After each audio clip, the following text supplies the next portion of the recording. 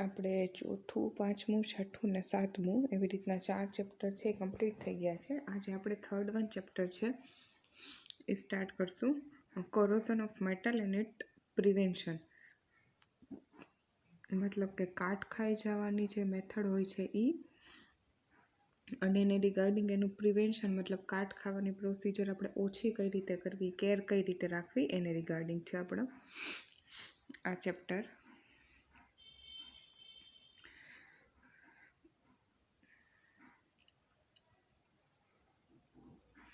હવે આપણે first one ઇન્ટ્રોડક્શનમાં જોઈએ તો આપણે ડેઇલી લાઈફમાં જેટલી પણ વસ્તુ યુઝ થતી હોય છે ડે બાય ડે, ઓકે, એમાંથી બહુ બધી છે મેટલ્સની બનેલી હોય છે.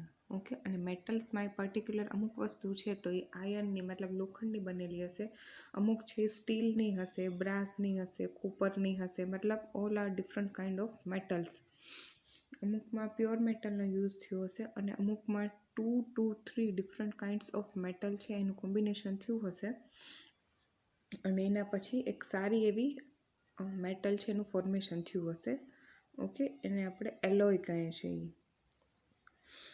હવે આમાં લોખંડનો વધારે પડતો આપણે યુઝ થાય, સપોઝ કે ઓકે કન્સ્ટ્રક્શન છે તો એમાં લોખંડનો યુઝ થતો હોય, પછી આપણી વિન્ડો છે તો એના રોડ છે જે ગ્રીલ બનાવેલી હોય તો એ લોખંડની બનાવેલી હશે.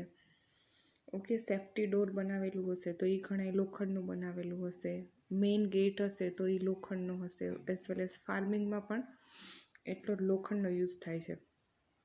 હવે જે લોખંડનો જે યુઝ થાય છે તો એમાં કાટ ખાઈ જવાની પ્રોસિજર છે એ સૌથી વધારે ઇફેક્ટ કરતી હોય તે લોખંડ પર ઇફેક્ટ કરતી હોય છે. ઓકે, હવે એમાં સૌથી વધારે ઇમ્પોર્ટન્ટના ફેક્ટર્સ કયા છે જે કોરોઝન મતલબ કાટ ખાવા માટે રિસ્પોન્સિબલ છે? તો ફર્સ્ટ વન કે એટમોસ્ફિયર, કે કયા ટાઈપના એટમોસ્ફિયરમાં છે. ઓકે, સેકન્ડ વન પીએચ, એને જે વસ્તુમાં રાખેલું છે એની પીએચ છે એ કયા ટાઈપની છે. થર્ડ વન, એના પર કેટલા અલગ અલગ ટાઈપના કેમિકલ્સ છે એની ઇફેક્ટ થાય છે એના પર હોય છે. ટેમ્પરેચર કેટલું છે એ, પછી મેટલ છે એની પ્યોરિટી કેટલી છે, તો એ બધી વસ્તુ પર ઇફેક્ટ થતું હોય છે. હવે આપણે વાત કરીએ છીએ ચોમાસામાં, તો ચોમાસામાં ઓબ્વિયસલી પીએચ અલગ થઈ જશે, ટેમ્પરેચર છે એ અલગ થઈ જશે, મોઇશ્ચર મતલબ ભેજનું પ્રમાણ છે એ વધી ગયેલું હશે. તો આપણે જોઈએ તો કાટ ખાવાની પ્રોસિજર છે એ સૌથી વધારે જો સ્ટાર્ટ થતી હોય ને તો એ ચોમાસાની સિઝનમાં થતી હોય, મોન્સૂનમાં. હવે કઈ રીતના આ ફોર્મ્યુલા છે એ જોજો. આયર્ન લોખંડ એટલે Fe, એનું રિએક્શન છે ઓક્સિજન સાથે થાય છે. કયું ઓક્સિજન? એરમાં, હવામાં જે પ્રેઝન્ટ છે એ ઓક્સિજનની સાથે રિએક્શન થાય. અને H2O એ જે મોઇશ્ચર, જેને આપણે વોટર ડ્રોપલેટ્સ કહીએ છીએ, હ્યુમિડ એટમોસ્ફિયર કહીએ છીએ, મતલબ કે આપણે એમ કહીએ છીએ કે ભાઈ ભેજવાળું વાતાવરણ છે, તો એના માટે રિસ્પોન્સિબલ શું છે કે એટમોસ્ફિયરમાં વોટર ડ્રોપલેટ્સ થઈ ગયેલા હશે, H2O. ઓકે, તો એ H2Oનું લેવલ છે. ઓકે, બધું થઈને આપણને શું ગેઇન થાય છે એ બધી પ્રોસેસ થશે એટલે જે કાંઈ આયર્ન હશે, લોખંડ હશે, એની ઉપર શું થઈ જશે? કાટ ખવાઈ જશે, મતલબ કે બદામી રંગ જેવું એક પોપડી વળી જશે, લેયર થઈ જશે, એટલે આપણને આઈડિયા આવી જશે કે આમ વસ્તુમાં કાટ ખાઈ ગયો છે. ઓકે, અને એની ફોર્મ્યુલા શું થશે? કાટ એટલે રસ્ટની, Fe2O3 into 3 times H2O. આ 1 માર્ક્સ માટે તમને ક્વેશ્ચન આવશે કે write down the formula of rust. Okay, કાટ છે એની ફોર્મ્યુલા શું છે? તો કે Fe2O3 into 3 times H2O. Okay, next one corrosion.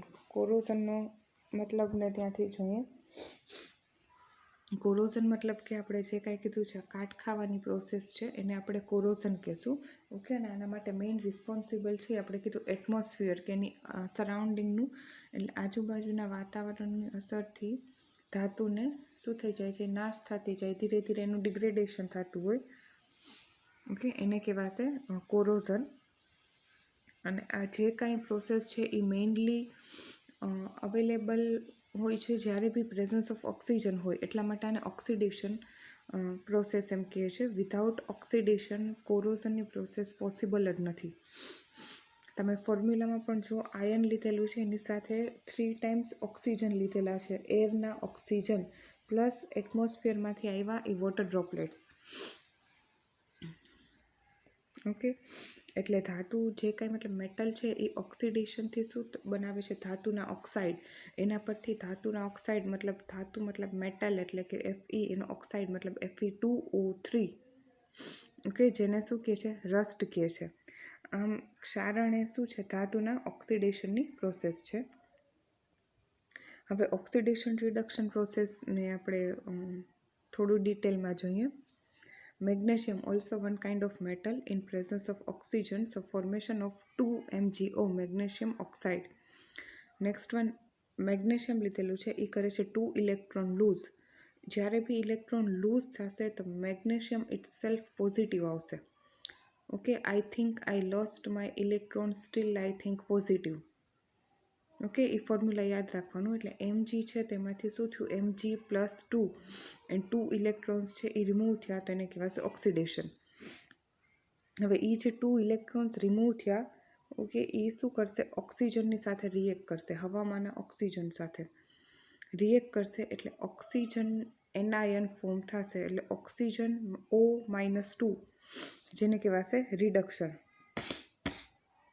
એટલે આખી પ્રોસેસમાં તમે જો ફર્સ્ટ વન છે એમાં ઓક્સિડેશન થયું, સેકન્ડ વન છે એમાં રિડક્શન થયું. ઓકે, હવે એવી જ રીતના અનધર એણે સોલ્યુશન લીધેલું છે CuSO4 કોપર સલ્ફેટનું સોલ્યુશન લીધેલું છે. એમાં એણે એડ કરેલું છે ઝિંક એડ કરેલું છે. તો શું ફોર્મ થશે? Zn પ્લસ છે, Cu also plus, SO4 minus.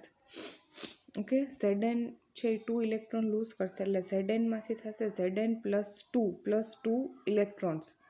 Okay, CuSO4 છે તો Cu+2 SO4 -2. હવે એમાંથી opposite poles are always attract to each other. શું ફોર્મ થશે? Zn SO4 અને Cu છે એ અલગ થઈ જશે. હવે ઓક્સિડેશન, હા, આ એક ક્વેશ્ચન આવશે. Name of the oxidising agent. Oxidising એજન્ટના નામ કયા કયા છે? KMnO4 છે, K2Cr2O7 છે, K2Cr2O4 છે, ઓકે, FeCl3 છે. એ બધા શું છે? As a oxidising agent. એટલે આ શું કરે છે? દ્રાવણોના સંપર્કમાં ધાતુ અથવા મિશ્ર ધાતુ આવે તો તેમનું ક્ષારણ થાય છે, પરંતુ હંમેશા સાચું નથી હોતું. જો FeCl3ના દ્રાવણમાં જ્યારે પણ સોનાની વીંટી પડી જાય તો એનું કંઈ ક્ષારણ નથી થતું, બરાબર. પણ જ્યારે FeCl3ના દ્રાવણમાં મેગ્નેશિયમ છે, એલ્યુમિનિયમ છે, ઝિંક છે કે ટીન છે, એનો ટુકડો હોય તો તરત જ એનું ક્ષારણ થાય છે. તો આવું શું કામ કે ગોલ્ડનું નથી થતું? ના, મેટલ્સ છે બીજી બધી એનું થાય છે. Gold is also one kind of A metal. તો એમની ડિટેલ્સ છે એ અહીંયા આવે, નીચે હવે આપેલી છે. હવે કોરોઝન,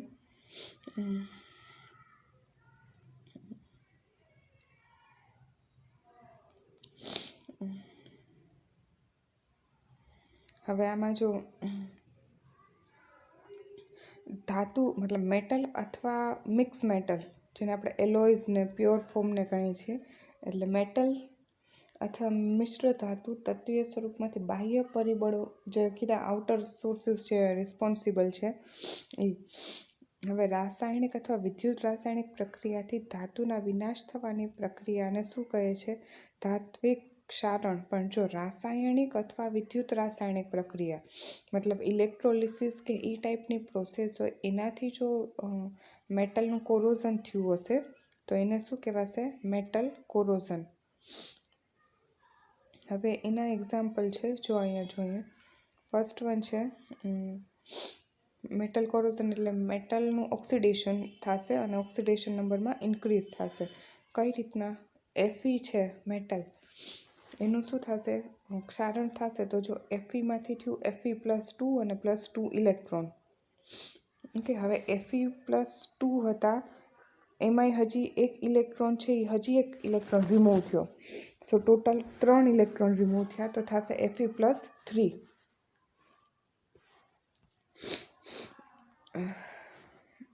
એની નીચે હવે જો, હવે ટાઈપ્સ ઓફ કોરોઝન છે એમાં આપેલા છે. ફર્સ્ટ વન છે એ આપેલું છે સમાન મતલબ ઇક્વલ કોરોઝન થયું હશે. સેકન્ડ વન છે એ પિટિગનું બતાડે છે. હવે જુઓ કઈ રીતના. ફર્સ્ટ વન જે બ્લોક છે જે એમાં તમે જો બધી જગ્યાએ ડોટ ડોટ ડોટ ડોટ બતાડેલા છે. એ શેના છે તો કે કોરોઝનના. એટલે એમાં કોરોઝનની પ્રોસેસ છે એ ક્યાં થઈ છે તો કે આખો જે કાંઈ લોખંડનો કે પીસ હતો આયર્નનો, ઓકે, એ બધામાં શું થઈ ગયું છે કોરોઝન થઈ ગયું છે, મતલબ કાટ ખાઈ ગયું છે. સેકન્ડ જે ડાયાગ્રામ છે એમાં શું બતાવે છે પિટિક કોરોઝન. પિટિક કોરોઝન મતલબ કે પર્ટિક્યુલર કોઈ એક જ પોઈન્ટ ઉપર કોરોઝન થયું હોય, આખો પીસ છે એ ડેમેજ ન થયો હોય. હવે જો નીચે એ જ ડાયાગ્રામ આપેલા છે. ફર્સ્ટ વનમાં જો આખામાં કોરોઝન થઈ ગયું છે, મતલબ આખો પીસ બગડી ગયો છે. ઓકે, જ્યારે સેકન્ડ વન છે, ઓકે, એમાં જો જ્યાં પણ પિટિક કોરોઝન થયું છે ત્યાં શું થઈ ગયું છે, એક ખાંચા જેવું થઈ ગયું છે. આનું બેસ્ટ એક્ઝામ્પલ એ છે કે જ્યારે બી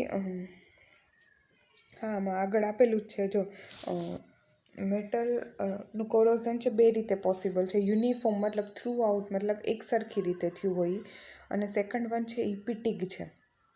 ઓકે, એ જો એક સરખું છે યુનિફોર્મ થયું હશે એ શું થાય લગભગ મોસ્ટ ઓફ છે ને આઉટર સાઈડ ઉપરનો જે ભાગ હોય ને ત્યાં જ કોરોઝન થતું હોય છે.